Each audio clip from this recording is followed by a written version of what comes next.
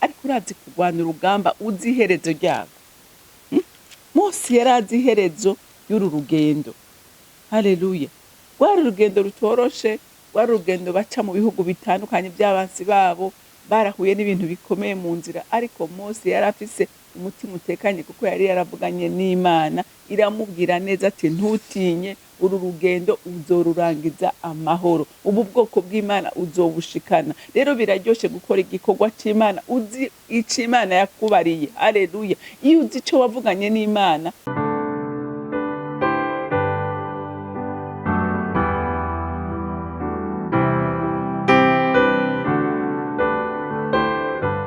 bakunzi ba Holy Canaan TV, ndanezerewe kandi gusubira guhura namwe ngo tuganire ijambo ry'Imana.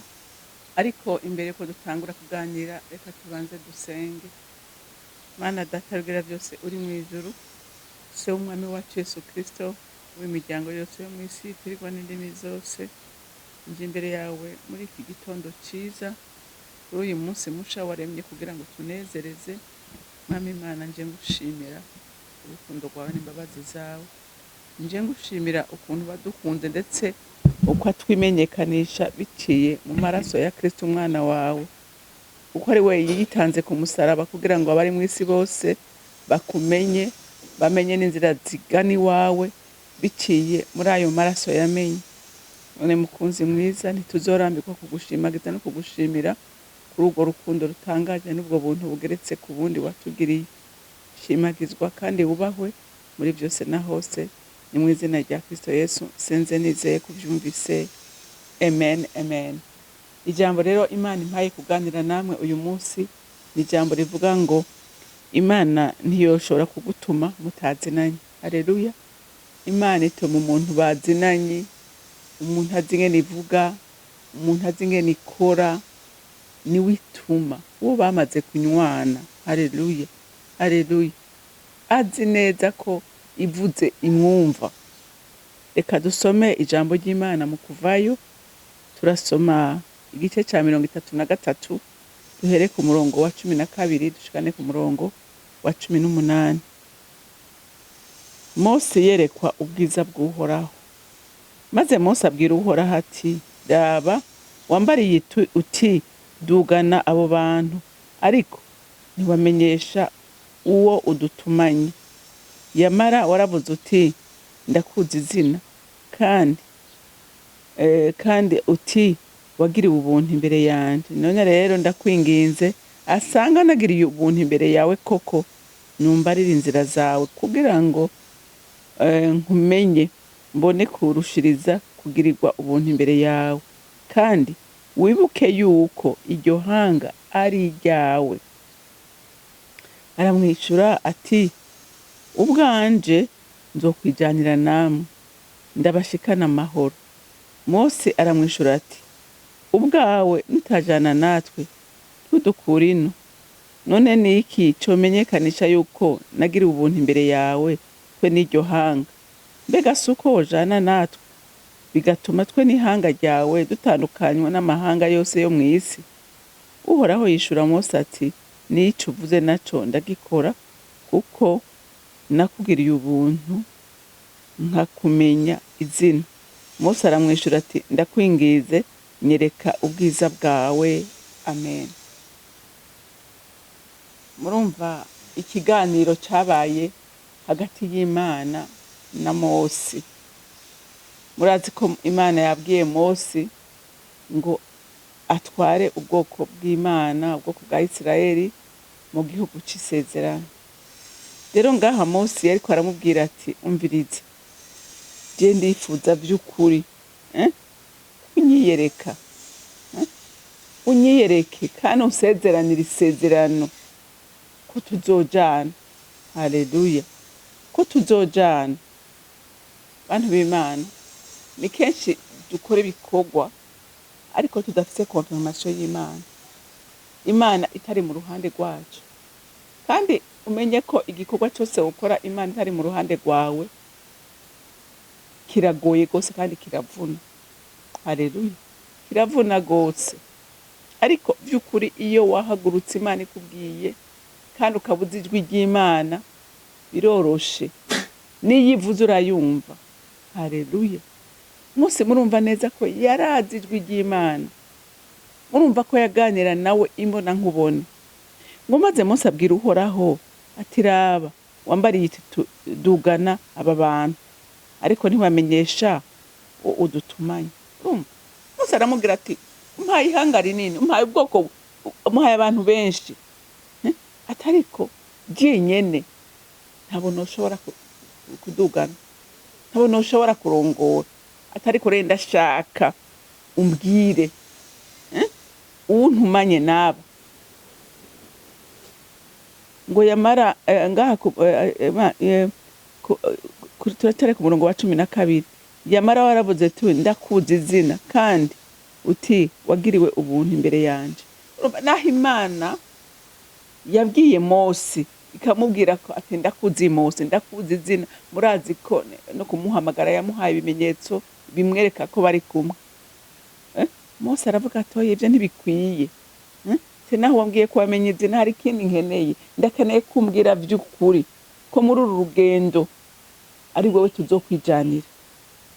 Ku murongo wa 13 haravuga ngo none rero ndakwinginze asangwa ndagiriwe ubuntu imbere yawe koko, numbarire inzira zawe kugira ngo nkumenye, mbone kurushiriza kugirirwa ubuntu imbere yawe, kandi wibuke yuko iryo hanga ari ryawe. Urumva ati naho wamenye izina, ndakeneye noneho kunyereka inzira zawe. Haleluya, haleluya. Ndakeneye kunyereka inzira zawe, ngende mfise assurance, ngende atabwo bafise, nziko nshigikiwe nawe. Haleluya. Kuko Mose yarazi neza ko ushigikiwe n'Imana ata kintu na kimwe gishobora kumutera kumutera ubwoba. Amen. Ati aba bantu urazi ko atari abandi n'abawe, gende igikoresho cawe, ariko ndakeneye kunyereka inzira zawe. Haleluya. Ati yego uranzi izina, waramenye, warantoranije, atariko hari n'ikintu nkeneye. Amen. Rero abantu b'Imana no mu bikorwa natwe dukora, Imana idufashe, igufashe nanjye mfashe by'ukuri tugendere mu nzira zayo. Haleluya. Kuko hari abantu baba bazi ngo bari kumwe n'Imana, mugabo Imana batari kumwe. Haleluya. Imana batari kumwe. Tubandanye ku murongo wa 14 ngo aramwishura ati ubwanje nzokwijanira nawe. Haleluya. Imana iramukonfirma ati sinzogutumana n'uwundi muntu n'umwe, jewe ubwanje Imana rurema ni jewe nzobahagurukana, ni jewe tuzokwijanira muri no rugendo, komera uhumure ndi kumwe nawe. Haleluya. Aramwishura ati ubwanje nzokwijanira nawe, ndabashikana amahoro. Urumva irasubiye kumuha confirmation ati ni jewe tuzokwijanira, kandi ntukekeranye, kandi ntugire ubwoba, nzobashikana muri kiriya gihugu amahoro. Amen. Ariko urazi kurwana urugamba uzi iherezo ryago. Mose yarazi iherezo y'uru rugendo. Haleluya. Rwari urugendo rutoroshe, rwari urugendo baca mu bihugu bitandukanye by'abansi babo, barahuye n'ibintu bikomeye mu nzira, ariko Mose yarafise umutima utekanye kuko yari yaravuganye n'Imana, iramubwira neza ati ntutinye, uru rugendo uzorurangiza amahoro, ubu bwoko bw'Imana uzobushikana. Rero biraryoshe gukora igikorwa c'Imana uzi ico Imana yakubariye. Haleluya. Iyo uzi ico wavuganye n'Imana ntabwo bugira, intambara zose muhura aho urakomeza kuko uzi ico wavuganye n'Imana. Ariko utavuganye nayo biroroshe ko ahura n'ikintu gitoyi kimutsitaza mu nzira agasubira inyuma akabivamo. Haleluya. Ariko wavuganye n'Imana aravuga ngo ibi ni byo kurya by'umukristo. Haleluya.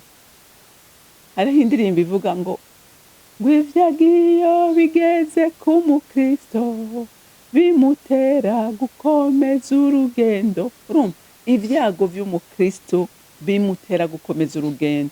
Aramenya neza ati n'umwasi agomba kumfrena ngo sinshike aho Imana yangeneye gushika. Haleluya.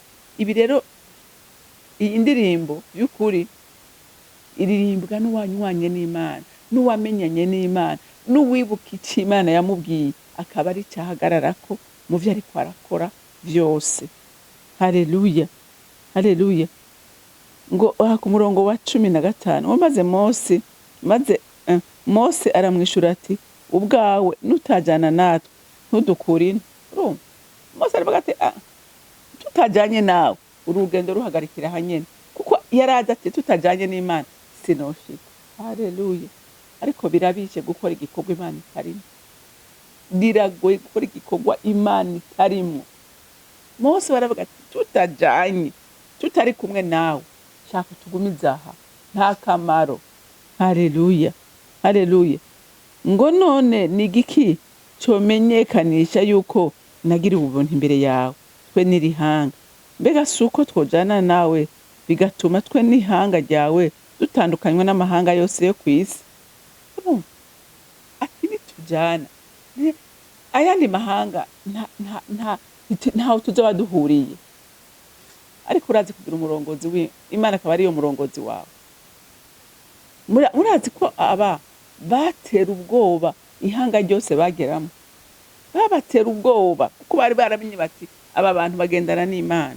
Murazi ko bashyize ku kiyaga gitukura, Farawo yarazi ko abaronse bazimiye, hanyuma inzira mu bugaragwa iraboneka, mu kiyaga iraboneka, amahanga yose arabimenye. Baravuga ati aba bantu ntibasanzwe, Imana yabo itandukanye n'Imana zacu. Haleluya. Abantu baca mu kiyaga bakarengana n'abantu badasanzwe. Rero iyo uri kumwe n'Imana uba uri udasanzwe. Haleluya. Uba uri udasanzwe, n'abantu baragutinya, n'abantu barakubaha. Haleluya. Na Satani iragutinya kuko izi neza uwo muri kumwe. Amen. Rero Mose murumva ko ariko asaba ikintu gikomeye. Haleluya. Ngo Uhoraho yishura Mose ati nico uvuze nacyo ndagikora. Haleluya, haleluya. Kuba inkoramutima y'Imana biraryoshe. Urumva ico uvuze Imana iracemera, ico ukoze Imana iragishigikira, kuko mwamaze kumenyana, mwanywanye. Ibizi umutima ufise, ibiziyereka ufise, Imana irarishigikira. Ngo Uhoraho yishura Mose ati nico uvuze nacyo ndagikora, kuko nakugiriye ubuntu nkakumenya izina.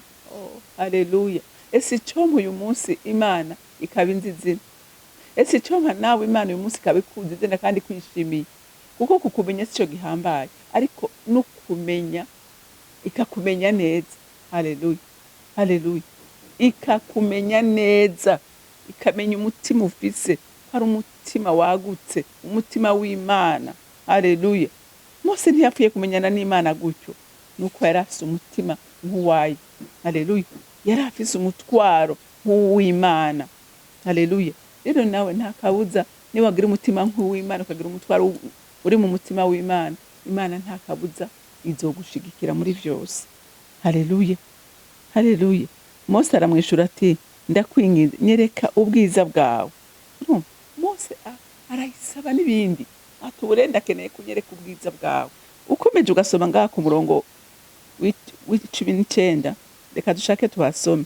Uhoraho aramwishura ati ukugira neza kwanje kose nzogucisha imbere yawe, menyekanishe izina ry'Uhoraho imbere yawe, kandi nzogirira ubuntu uwo nzobugirira, ngirira ikigongwe uwo nzokigirira.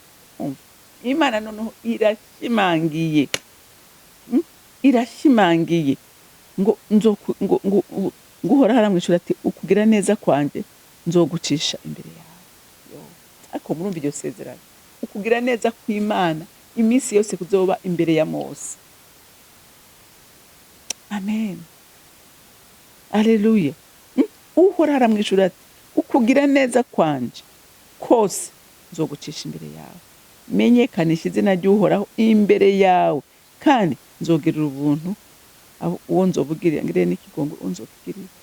Imbabazi z'Imana arazifise, ubuntu bw'Imana buramusaze, urumva, kubera ari inkoramutima y'Imana. Haleluya. Ngo kandi ntiworaba mu nyonga hanje, kuko umuntu atondaba mu nyonga ngo abeho. Urumva, Imana aramubwira ati ntushobora kumbona wese, ariko iramubwira ati gende ku rutare, ati nzocisha uzombona kw'irugu ryanje. Haleluya. Imana nta kintu itashaka gukorera Mose. Ikintu cyose Mose yasaba Imana ashaka kukimukorera. Murumva na l'impossible ko Imana yayikoze. ubundi umuntu yambaye umubiri inyama n'amaraso ntashobora kubona Imana ngo abeho, ariko Imana iravuga ati ndagerageza ibishoboka byose, haleluya, ndakwiyereke. Imana iramwiyereka. Rero nawe muntu w'Imana ukaba ushaka kugendana n'Imana, ukaba ushaka gukora ku mutima w'Imana, w'inkoramutima yayo, ati itazokora ku bwawe kuko Imana ikunda abagororotse, haleluya. Rero Imana yo mw'ijuru ibampera umugisha, mugira umunsi mwiza. Mwami Imana sindambirwa kugushimira ubuntu butangaje n'imbabazi ugirira abasavye n'abasavyikazi bawe. Icyo duha natwe uyu munsi Mwami Imana tukagirirwa ubuntu nk'ubwo Mose yagiriwe. Reka imitima yacu ikurondere n'ishaka n'umwete kugira ngo by'ukuri tube abahungu n'abakobwa Mwami Imana barongorwa nawe muri byose. Urakoze kubyumvise, icubahiro cyose kibi cawe, ni mu izina ryawe ryera Yesu Kristo umwami wanje senze nizeye kubyumvise. Amen, amen. Mwarahezagiwe, mugire umunsi mwiza.